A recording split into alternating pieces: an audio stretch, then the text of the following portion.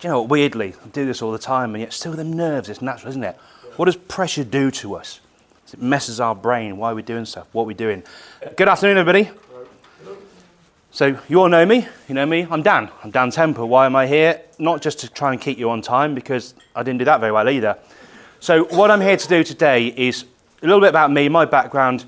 So prior to starting Cobalt Human Solutions, which is my company, started about 4 years ago, I was in the Air Force at the time. I'd done about nearly 20 years in the Air Force at that point. Prior to that, I'd been working in a cast iron foundry. So I was 19 years old when I started in the foundry. So if you imagine what it's like, we were pouring iron. So old school, full on, pots, molten iron, pouring it, overhead gantry cranes, ladles, 250 kilogram tankers, if you will, on an overhead gantry crane, pouring it into molds. When the molds split and the metal pours out, you jump pretty quickly because molten iron is really bad for the skin, in case you weren't aware. When you're pouring it at 1,460 degrees centigrade, it can leave some pretty good scarring. The point of that was I was 19, 20 when I first started there, and I got promoted into taking out the castings, then up onto the furnaces, to then leading the teams of sort of 8 to 10 guys producing about 20 to 25 tons of iron a day casting on 1 ton furnaces. Think about the whole process all this is going on. I was 21 years old. Okay, you imagine the transient workforce that we had within these guys. I had ranges from guys and girls at 19, 20, as well as me, up to 55, 60. Average time they'd be in a job would be about 6 months to 8 months, depending on how long they'd be inside or outside of prison, if you will. Quite a random workforce. So my job was to get them to doing stuff. So who are you little to tell me what to do? I was like, I'm not trying to tell you what to do. So imagine me. So I had to learn how to lead very quickly. You don't command, you lead. But how do you lead? You look at the performance, right? What influences people's performance?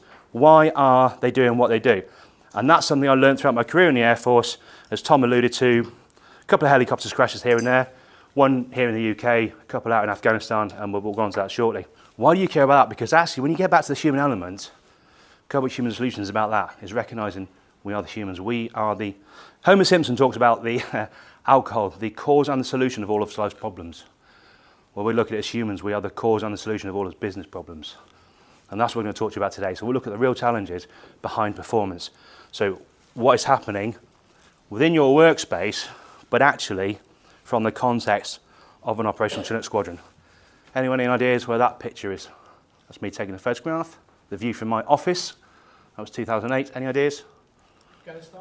It is, yeah. Anyone seen the film Kajaki? Do you know the film Kajaki, 2006?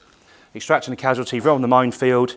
What they used to use was a tilt switch on a mine, and if you knock it, it tilts it, it causes the mine to detonate.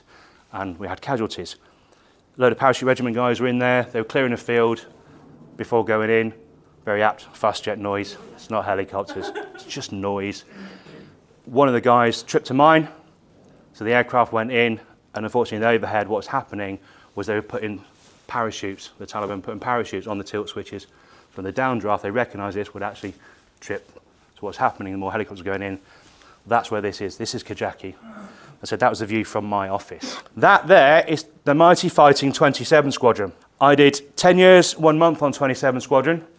Cobalt, incidentally, as an alloy, is number 27 on the periodic table. I'll tell you a story of that over a beer later on if you want to. Okay. There's about 350 of us in that photograph. That was our squadron centenary photograph taken in 2015. Any history buffs in here? When was the Air Force formed? Anyone, any ideas? 19, close. 1918. Do the maths on that. How was an Air Force squadron formed in 1915 when the Air Force was formed in 1918? Local knowledge for you. RAF College Cranwell is the only inland lighthouse. It used to be a Royal Naval Flying College. The Air Force is an amalgamation of Royal Naval Air Service and the Royal Flying Corps for the Army. And it was formed as there. Why am I talking about that photograph? In that photograph, we have got aircrew, we've got engineers, we've got logistics, we've got caterers, we've got armourers. We don't carry bombs on a Chinook, they've just got massive guns. Oops! We have got everyone and all sorts in that photograph. So how do we get a squadron like that of very functional and very dysfunctional people, I know because I'm one of them, to come up with a goal that everyone works to? What is their purpose? Okay? Think about this in your business, okay? You've got your HR, you've got your fee earners, you've got your BD, you've got your commercial, you've got those doing the work, you've got the technical side of things, you've got all these areas, these little silos, if you will. How do we get everyone bought in? How do we, as a Chinook Squadron, 27 Squadron, the Premier Squadron, I will say that, hand on heart, function so well?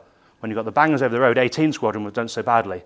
They've still got the same people. They've still got very passionate, engaging, intelligent and motivated people. They're just not making it work. So why not? Leadership. Oh, there's one.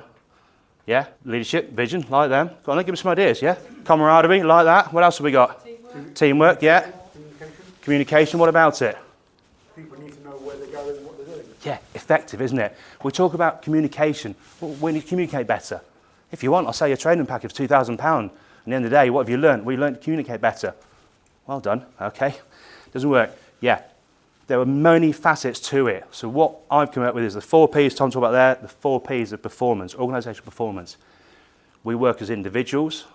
Individuals make up teams, and the teams make up the organisation, or the performance, if you will. So the question, why did 27 Squadron thrive when 18 Squadron dived, if you will? The talented professionals. You've got these pressures in your business, haven't you? You've got compliance, you've got regulatory, you've got performance influence factors, you've got people that are under pressure. Your workloads are growing. People make mistakes. Why do they make mistakes? Think of these things that I'm talking about all the way through. Yes, the macro environment influences it, but what about micro environment? It's all from internally. There's a reason why it happens internally. So what are the challenges within your business? They're people. Ultimately, you have people, okay? The people in this photograph, God, I have to get closer and look at it. I haven't got my glasses on, but I had hair once. I was young looking, I was handsome, I had hair, I was slim.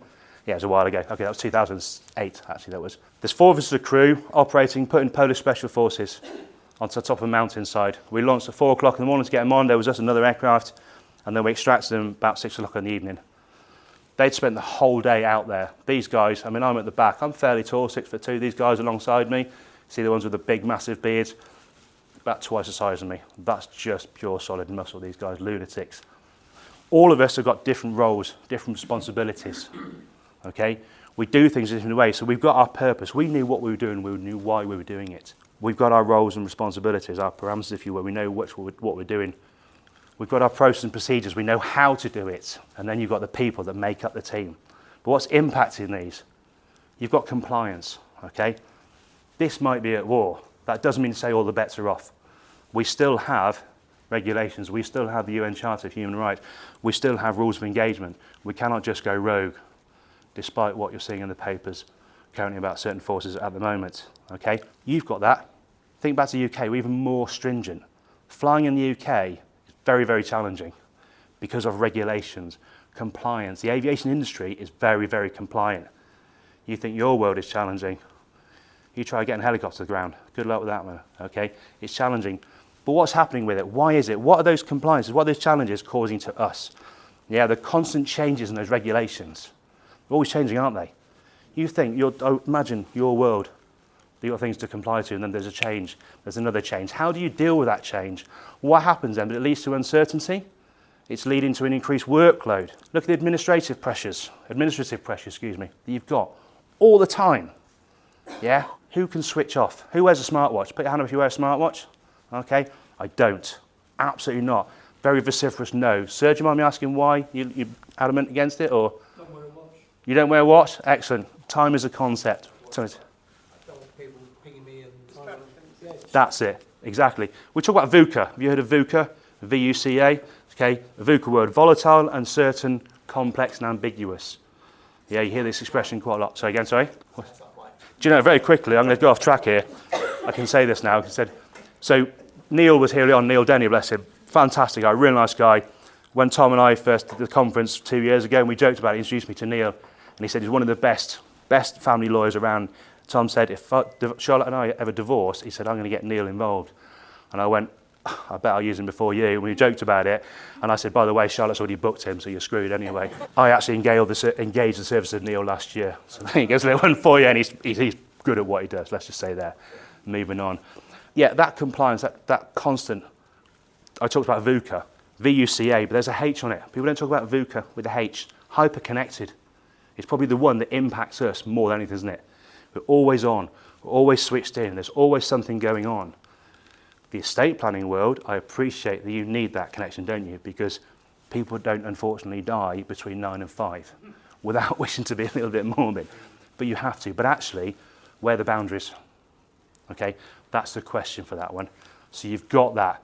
You've got the pressures of the people. Some of you in this room I can see are like me, fairly experienced in life, shall we call it? Okay, and we used to talk about how that when you go to work, you leave your problems at the door.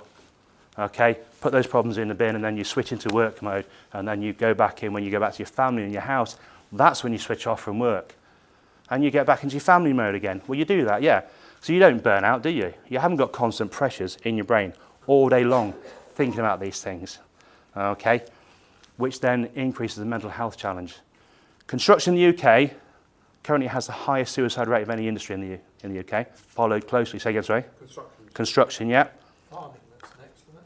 Farming is next, but attempted suicides is currently legal, okay? The burnout rate and the mental health challenges is within the legal sector right now.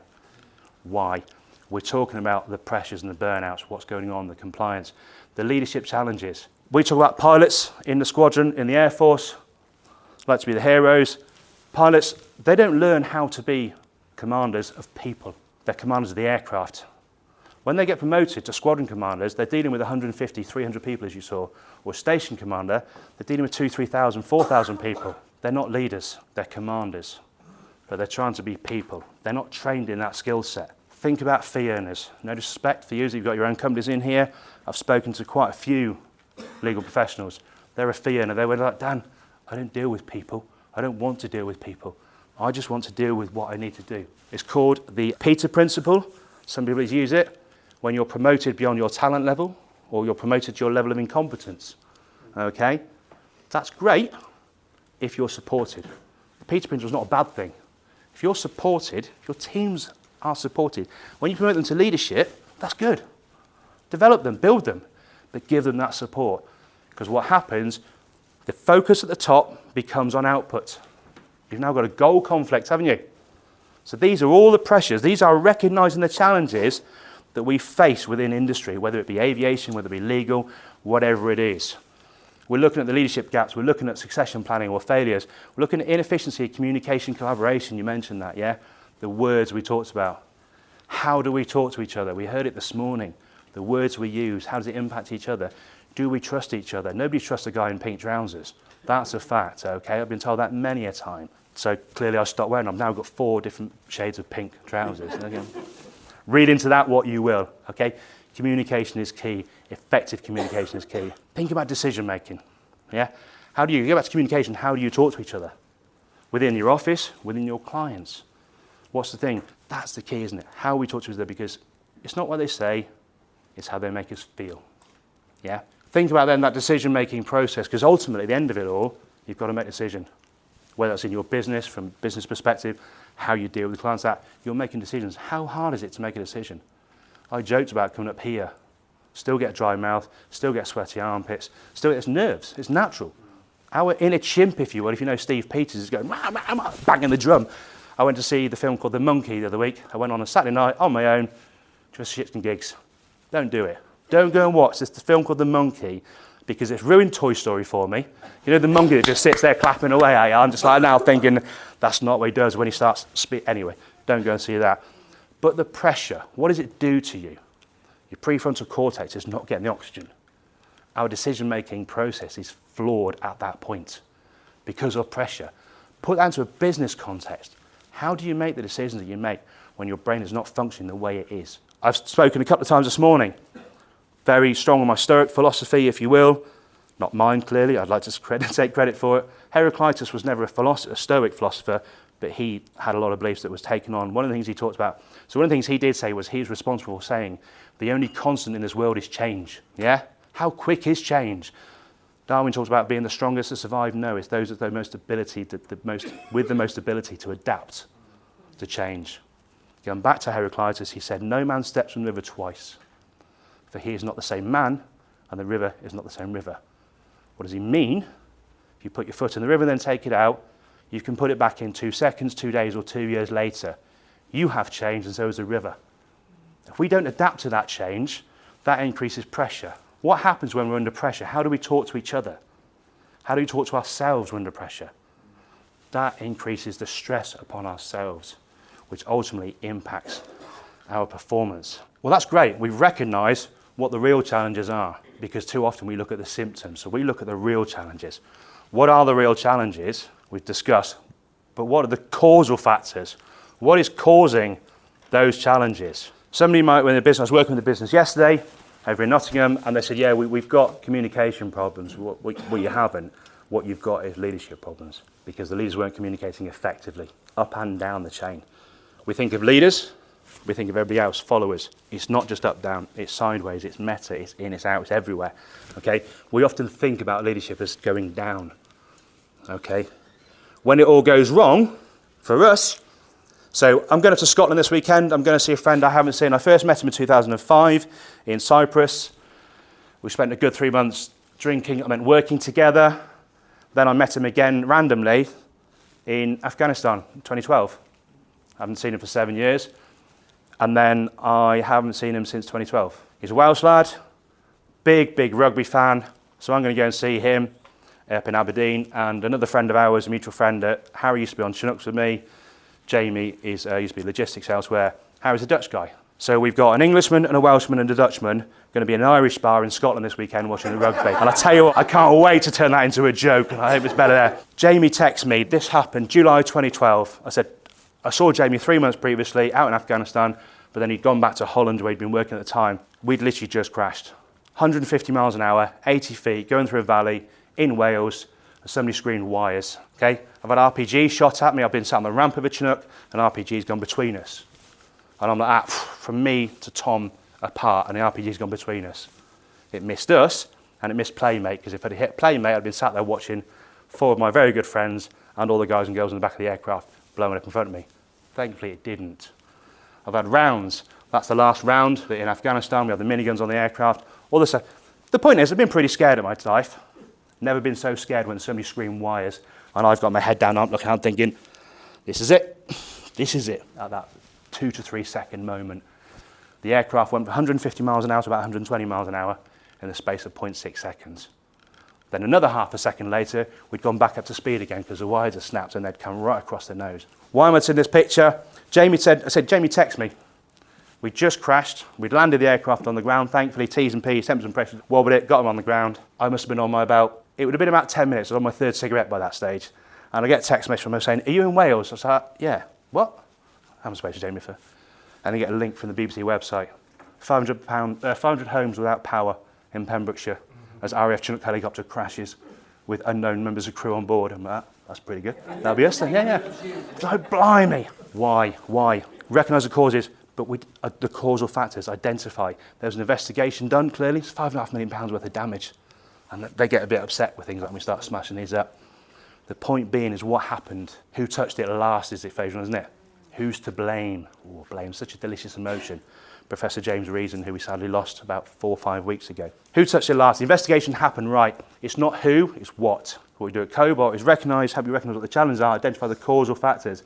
They come under 4 areas, quite simply. They are the 4 Ps. They're the purpose, okay? The purpose is at the very bottom. Why? If your teams don't have a purpose, they lack direction, they lack focus, they're disengaged, this is impacting the strategy. What's the goal conflict? What are you trying to achieve? What you're trying to achieve, what somebody else is trying to achieve. This is on the website. You're more than welcome to have a link later on as well. I'll put it out there. Okay? What are people trying to achieve? What are you trying to achieve?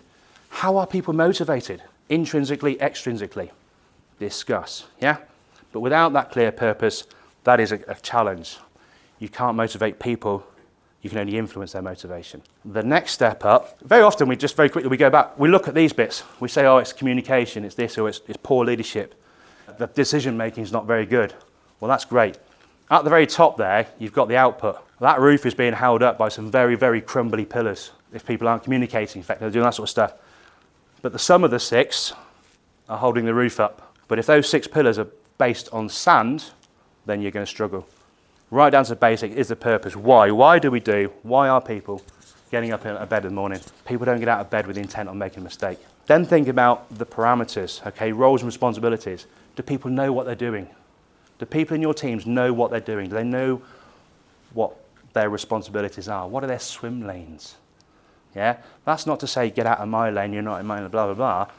If you've got a problem in the middle, you've got A, B, and C. A's not doing that problem because they think B's can deal with it. B's not doing it because they think C's doing it. C's not doing it because they think A's doing it. So nobody's doing it. Yeah? Nobody's doing it. That bit in the middle is the closest crocodile to the canoe. Well, that's great. But if you don't address the causal factors as to why nobody's doing it, you're basically feeding the crocodiles, if you will. On the flip side of that is A, B, and C are all trying to deal with that problem, and nobody else is looking outwards. Nobody's looking forward. If people don't know what they're doing, that's going to be the challenge. Next, we've got the process and procedures. How are they doing it? So they're engaged, they're motivated, yeah? They know what they're doing. Is somebody doing business development? Is somebody doing marketing? Is somebody doing fee earning? Is somebody doing the technical stuff behind it? How do they do it? Just because Steve's come on the team and I've spent a day working with Steve and told him, right, this is what you're doing. You understand what you're doing? You're going to say, yeah, because you're the new person. Yeah, I understand that completely. Come back 3 weeks later, we haven't done that. But I explained it to you. You know, yeah, you didn't ask me any questions. No. Just because I told you doesn't mean say you understand it. So you can have the best procedures in place, but if people don't understand them, if they're not trained effectively, you might have the worst procedures in place. You might not have any procedures in place. Put your hand up. Who here has got job roles or things in their business that they don't actually have written procedures for? Brilliant. Thank you. Why don't we have them? Any ideas? Say again. It's me. Because it's you? Yeah. Or you are because your business? Yeah? You are the business. I ran a big recruitment agency with ISO 9002 and everything was very well documented. When I moved into this business, I didn't get a lot of support, didn't really know to go with it, so I kind of developed my own systems. Yep. I've got a bookkeeper, she knows exactly what she's doing, but we don't have anything written down as in that's what happens for stuff. Yeah. Probably should, but it's time, isn't it? But this is it. I'm not here to say should or shouldn't. But we know that if the procedures aren't in place, it can be quite challenging. What goes wrong when procedures are? First thing we look at as well, it's the people. Well, actually, is it the people? Is it the fact they didn't know what they're doing? They didn't know how to do it. Okay, and thank you for your honesty. The poor processes, you end up with your inefficiencies, you get increased stress, you get increased workload, heightened compliance risks for you guys and girls. Again, within the industry, if you're not having the right procedures in place, there's a danger you're not going to be compliant. But then this is the chicken and eggs and the gold conflict. What are you trying to achieve? You're trying to achieve compliance versus actually if you do the job right in the first place and you set all this up, you don't have to worry about the compliance because you will naturally be compliant. I'll say by osmosis. Flying through the heli lanes in London, basically big motorways in the sky, if you will. Heathrow, don't care. If you're off track by as much as 50 metres, they'll spit you out. You can be flying down the Thames 1 minute. I've sat there waving at people on the London Eye. They're like, what's going on? So I'm sat there on the ramp with my big orange hand. This is like a freaky day. 2 minutes later, Vortex 449, depart to the south, 180 south, head, do not, bang, gone, kicked us out. I'm fat, dumb and happy on the ramp, it's a capacity seat at that point. It's like, what's going on? The guys in the front that were navigating had drifted north. They've been told not to drift north side of the river. There's another helicopter coming down the other side. Air traffic told them twice, third strike, you're out. Kicked us out. They got fouled against, as in they got a report. I say they, the captain did, slightly awkward. Just the captain, not the rest of the crew. Cheers, easy, so we get paid the big bucks for dudes. Yeah, they got kicked out south. Why? Again, why did these things happen? Going back to the helicopter crash, why did it happen? We looked at what happened, not why. Process and procedures, they're in there, you get them in there. The biggest one comes down to the people. When we look at the people, what is it about the people in your teams? We're still identifying the causal factors here. We're looking at, is it strategic planning failing? What are the performance influencing factors? Fatigue and stress, okay? That's not pressure and tiredness. Fatigue and stress are cumulative. We're all under pressure. I'm under pressure right now to stand up here in front and not sweat too much. And so in the advert, the dancing and stuff, and me about now, a bit of pressure. Pressure not to look silly. Pressure not to let Tom down in my own head. It's his conference, yeah? These are self-induced pressures that we put on ourselves. But we do this every day in our work because we want to do the best we can, the best we can be. How does it impact our performance, our thinking? When you add that in too, but the point is pressure becomes stress. It's cumulative. Tiredness, you have a bad night's sleep, these things happen. Over time, it becomes fatigue. Fatigue doesn't just come from a lack of sleep. Fatigue comes from everything, the pressure, the build-up, the mental fatigue, the physical fatigue, all these things that have influenced the people and how we as humans do or don't do what we should do. And that's the big challenge there. Recognizing what the real challenges are in the business, then identifying the causal factors. Get in, dig deep. When we work with you, we dig deep to find out what are the causal factors. But we don't find out for you, we help you do it. So there's no point just telling you what you do, how to fix it, and then disappearing after getting the invoice clearly. It's helping you find out what you need to do. Decision making, there's so much more we can go into this. And what we've seen throughout the day is looking at the teams. So Kaylee talked this morning about groupthink, if you will, influencing the likes of communication. Ellen was talking about communication, the words we use, isn't it? Look at this. Tommy's talked about strategic planning and execution on the top bit there, about AI and how it can help us. It's going to be dangerous, but how it can help us. Tom mentioned this morning about statistics. Statistics, you all know what they do, but how valuable are they? How can they influence our goals, what we're trying to achieve, our purpose? What are we trying to achieve? Are we trying to achieve compliance? Are we trying to achieve X million pounds a year? Or are we just trying to do the best we can with what we've got? Kieran mentioned on about how using AI to reduce the opportunity for mistakes. If we can do that, if somebody's not under pressure, if they've got stuff going on in their mind, they're doing repetitive tasks over and over again, they may not be focused on what they're doing. So let's automate that process. Let's take the pressure off those individuals. Then they're less likely to make mistakes. Yeah? Toby talks about personal branding. It's about building trust and collaboration, isn't it? That then feeds into the teams. That collaboration, what is a high-performing team? Somebody who's collaborative, somebody who trusts each other, engage with each other, psychological safety, all the things that I've just told you. That's another 3-hour session if you want on each of those, okay? Ellen talked about words. We talked about that before. Charlie, doing something uncomfortable. Leading is quite uncomfortable for some people, just as networking is. How do you recognise what the real challenges are? Identify the causal factors. People look at it from a superficial level. We look at the top. It's one of these 6 pillars. We blame people. Human error. That's not the end of the investigation, ladies and gents. That's the start of the investigation.